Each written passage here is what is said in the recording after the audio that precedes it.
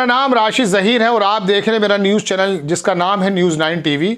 जमीयतुल उलमा का इजलास हुआ, आखिरी दिन था, हंगामा हो गया। दर्शकों, मौलाना अरशद मदनी ने भी कह दिया कि जिसे आप मनु कहते हैं वो आदम है, और तरह तरह की बातें बयान में आपको सुनवाऊंगा। लेकिन मैं आपको एक शेर सुनाता हूँ। उसमें शेर में शायर कहता है कि सुखनवरों की महफिल में इतना शऊर तो हो अदना। एक डॉक्टर रंदा शायर है, तो उन्होंने लिखा कि सुखनवर यानी कि पढ़े लिखे लोगों की जमात में इतना शऊर तो हो अदना, कहाँ खामोशी अच्छी कहाँ बोलना अच्छा। मसलहत जो है ना दर्शकों, बहुत ज़बरदस्त चीज़ है। आप मसलहत के मुताबिक बात करेंगे, अगर मसलहत से आप हट जाएंगे तो आपकी सही बात भी कभी कभी एक्सेप्ट नहीं की जाएगी। मौलाना अरशद मदनी का बयान सुन लीजिए दर्शक। कहते हैं उसको उतारा है, हम उसी के पूर्व, वही हमारे पूर्वज हैं, सबके पूर्वज हैं, नबियों के पूर्वज हैं, रसूलों के पूर्वज हैं, हिंदुओं के पूर्वज हैं, मुसलमानों के पूर्वज हैं, ईसाइयों के, यहूद, सारी दुनिया के हमने उनके कदमों के ऊपर सर रखा हुआ है। हम मर जाएंगे मगर वहां से अपने सर को नहीं उठाएंगे। हम मुसलमान हैं, हमारा ये अकीदा है कि अल्लाह यानी ओम एक है, उसका कोई शरीक नहीं है। हम 1400 साल से इस मुल्क के अंदर रह रहे हैं, हमें कभी छेड़ा नहीं गया, हमारे मजहब को नहीं। तुमने छेड़ा है तो हम तुम्हें तुम्हारे आबा व अजदाद की तारीख बताते हैं। तुम्हारे आबा व अजदाद हिंदू नहीं थे, तुम्हारा सबसे पहला दादा परदादा लकड़ दादा सकड़ दादा वो मनु था। मनु एक अल्लाह की, एक ओम की इबादत करने वाला था। मेरे भाई, मैंने ये बात इसलिए कही है कि तुम अपने इस मुल्क के ऊपर फख्र करो। जिस तरह आखिरी नबी अरब में पैदा किया, हर मुसलमान को समझना चाहिए कि सबसे पहला नबी अल्लाह ने, ओम ने इस दुनिया के अंदर, इसी भारत की धरती के अंदर पैदा किया है। सारी नस्लें यहीं से चली हैं। अपने इस मुल्क से मोहब्बत रखो, इस मुल्क का एहतराम करो।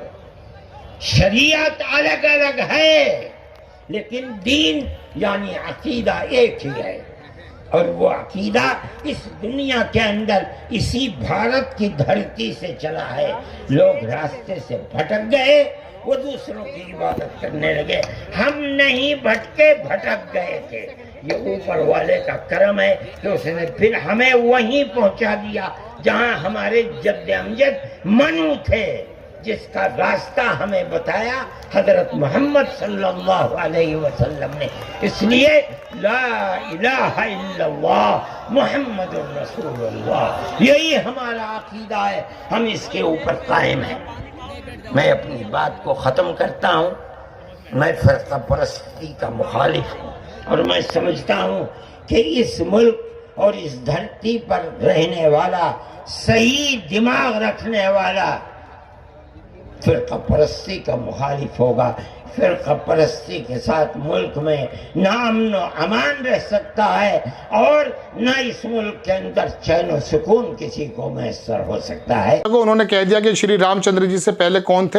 हंगामा हो गया, वहाँ जैन जो लोग थे और साधु लोग थे वो छोड़कर चले गए। कहानी मैं सुना सकता हूँ। मैं मदनी साहब, आप मेरे पिता तुल्य हैं, मैं आपको दावत देता हूँ शास्त्रार्थ के लिए। आप दिल्ली आइए, आप मुझे सहारनपुर बुलाएंगे, मैं सहारनपुर आऊंगा।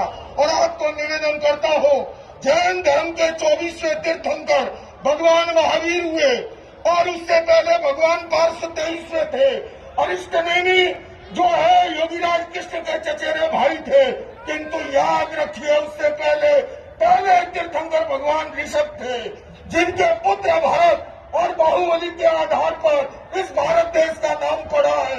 आप ऐसे नहीं मिटा सकते।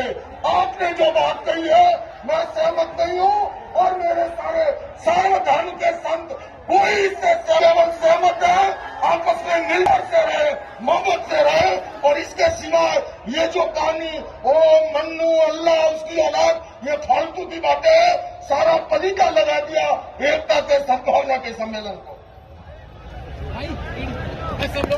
आप लोग और पूरी सोशल मीडिया पर दर्शकों, ट्विटर पर एक हंगामा आ गया है।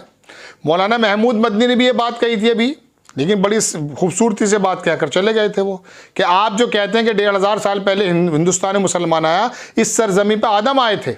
बहुत अच्छी बात है, उन्होंने खूबसूरती से कह दी थी और हक बात है ये। लेकिन अब आकर उन्होंने इसको खोल दिया, वहाँ पर साधु लोग नाराज़ हो गए। अब देश में मौलाना ने भी एक बात कह दी है, साधु लोग ने भी आकर अपना खंडन कर दिया। उन्होंने कहा मौलाना की ये उल जुलूल बात हमारी समझ में नहीं आई, लिहाजा हम इसको जो है मुस्तरद करते हैं। कि उससे पहले मैं आपको एक बात बताना चाहता हूँ, जब देश के अंदर एक सवाल बड़ा खड़ा है कि हिंदुस्तान का एक बिजनेसमैन हिंदुस्तान के तमाम उपक्रम के ऊपर आकर के काबिज होना चाहता है, और अमेरिका की छोटी सी जमात ने, छोटी सी हिंडनबर्ग नाम की कंपनी ने सरकार की नींद उड़ा दी। मौलाना को पता नहीं था कि इस तरह की बात इस वक्त कहनी है नहीं कहनी। अब तक मुसलमानों का और मुसलमानों के बुजुर्गों का रोल दर्शकों ये रहा कि भारत में कोई ऐसे डिस्प्यूट बातें निकालते नहीं हैं। जितनी बातें भी निकली हैं वो ज़्यादातर हिंदू जमात के लोगों के मुंह से निकली हैं, या फिर उन लोगों के जो अंधभक्त हैं। यही लोग नई नई बातें शुरू करते हैं, कभी अजान पे प्रतिबंध, कभी किसी पे प्रतिबंध, कभी किसी चीज़ पे प्रतिबंध। आप लोग तो हमेशा से एकता की बात करते आए थे, लेकिन ये शगुफा बीच बीच में छोड़ देना, इन लोगों को लूज बॉल दे देना है, उस पर छक्का मार देते हैं फिर ये। अब देखिएगा कि पूरा जो ये गोदी मीडिया है ना, इसको आपने ऐसा समझ लीजिए जैसे सिंकारा पिला दिया। ये अब चीख चीख करके बिल्कुल गली के कुत्ते जो होते हैं, मैं आपको बिल्कुल सही कह रहा हूँ, मैं शब्द मेरे यही है, उनसे भी ज़्यादा शोर नहीं होगा जितना ये लोग मचा देंगे। और आ करके इतना शोर मचाएंगे कि आपके सामने बुनियादी मुद्दे जो आम पत्रकार, जो काबिल लोग हैं, जो पढ़े लिखे लोग हैं, जो हिंदुत्व की मुख्य धारा में बहे हुए लोग नहीं हैं, वो जो उठा रहे थे उनके मुद्दों को आपने गूढ़ कर दिया। पता नहीं, समझ में नहीं आती बात। जमीयतुल उलमा इतनी पुरानी ज़बरदस्त संस्था है, आज़ादी से समय की काम है। आरएसएस जैसे लोगों से आप पींगे बढ़ाते हैं, बढ़ाइए, अच्छी बात है, लेकिन ये वाली बातें कहने की ज़रूरत क्या थी मंच से।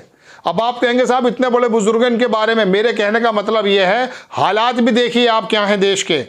ये लोग तो चाहते हैं कि आपके मुंह से ऐसी कोई बात निकले जिससे हम शगुफा बनाएं और ये इलेक्शन जीत लें, चूंकि इनका सारा मनसब इलेक्शन का है।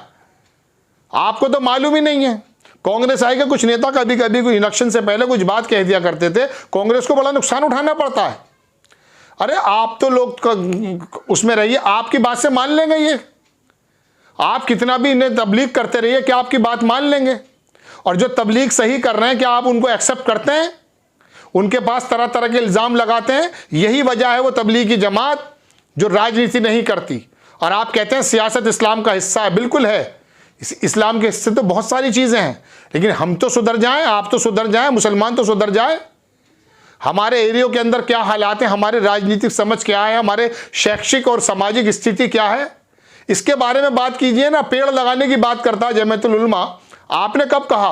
आप रोज़ा अफ्तार देते हैं अशोका होटल में जाकर के, राजनीतिक लोगों को मत दीजिए कि मतलब क्या है इस बात से। आप बड़ी बड़ी समितियों के मेंबर बन जाते हैं भारतीय जनता पार्टी के साथ मिलकर के। आप अपनी दुकानें अगर हैं तो उसे चलाना बंद कीजिए। और एक असल मुद्दा यह था कि इस समय पूरी भारतीय जनता पार्टी की सरकार घिरी हुई थी, आपने आकर के लूज बॉल दे दी। दोनों का बयान सुन लीजिए, बयान सुन करके वीडियो मेरा खत्म हो जाएगा। नेक्स्ट टाइम किसी खबर के साथ आता हूं। जय हिंद।